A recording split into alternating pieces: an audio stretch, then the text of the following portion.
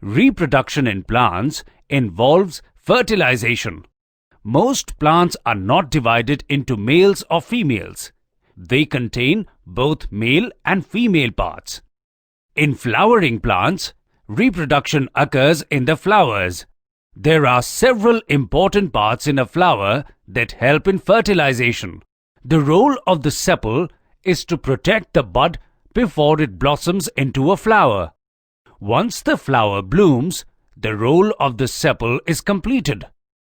The petals are the brightest part of the flower. They are usually large and colorful. The job of the petals is to attract insects to the flower. Inside the flower lie the male and female parts of the flower. The male parts of the flower are the anther and the filament. Together they make up the stamen. The anther is covered in pollen. The female part of the plant is called the pistil. The stigma lies at the top of the pistil. The tube that leads down from the stigma is called the style.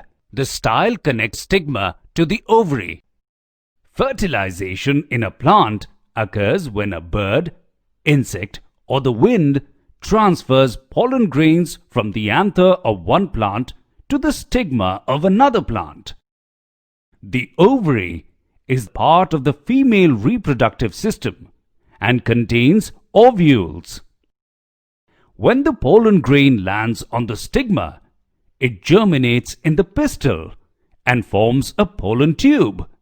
The pollen tube extends to the ovary, where it fertilizes the ovule.